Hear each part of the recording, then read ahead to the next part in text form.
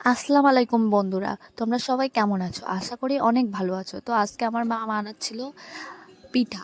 তো আমি ভাবলাম তোমাদের সঙ্গেও শেয়ার করা যাক। তো প্রথমে আমার মা বাটিতে চালের আটা নিয়ে নিয়েছিল, তারপর 2টা ডিম দিয়ে দিয়েছে, তারপর ঝালের পেস্ট, আদা রসুনের পেস্ট দিয়ে নিল,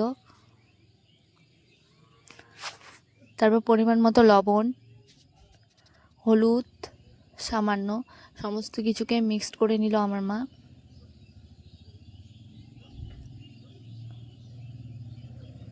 মিক্সড করা হয়ে গেলে তারপর জল দিয়ে দিল আমার মা। সমস্ত কিছু মিক্সড করার পর দেখুন বন্ধুরা কেমন একটা পাতলা ঠিক বেটার বানিয়ে নিল। তারপর কড়াইতে তেল দিয়ে নিল আমার মা গ্যাস ধরিয়ে। তারপর যে পিঠাটা বানাবো সেই পিঠাটা সাজ তেলে গরম করে নিল, তারপর বেটারে ডুবিয়ে নিল।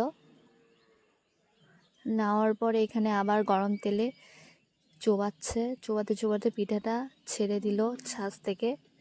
তারপর তৈরি হয়ে গেল ফুল পিঠা। এটা এত টেস্টি আর ক্রিস্পি বলার কথা না বন্ধুরা।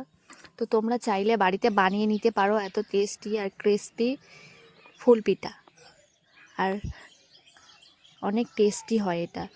তোমরা অবশ্যই আমার চ্যানেলটাকে সাবস্ক্রাইব করবে গাইস, আর আমাকে অবশ্যই কমেন্ট করে জানাবে যে কেমন হয়েছে এই পিঠার রেসিপিটা।